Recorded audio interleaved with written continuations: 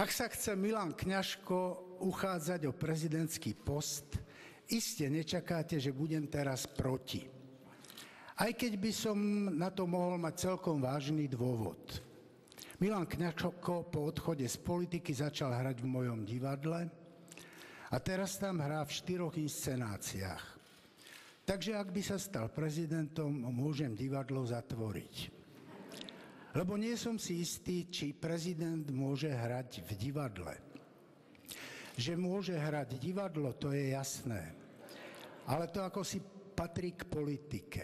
Myslím si však, že práve Milan Kňažko, hoci je herec, divadelník, nevnášal do politiky tieto maniere.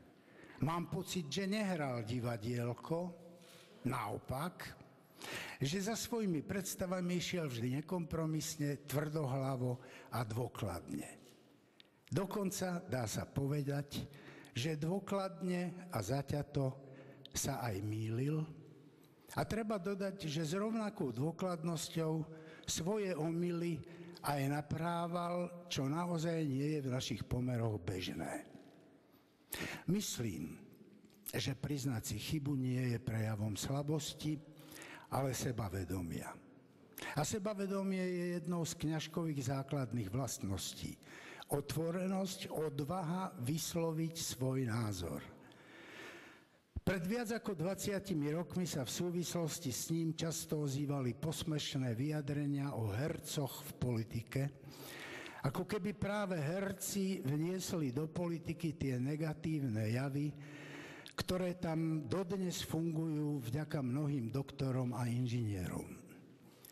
Ak sa zamýšľame nad predpokladmi Milana Kňažka na funkciu prezidenta, môžeme povedať, že je kultivovaný, jazykovo vybavený, demokraticky zmýšľajúci aj konajúci, skrátka, že má všetko, po čom túžime, aby už konečne slovenský prezident mal.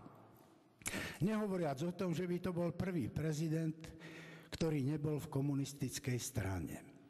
Okrem toho, a to považujem za zvlášť pozitívne, má vrodený zmysel pre humor. Takže konečne by sme sa smiali prezidentovi a nie z prezidenta. Ďakujem.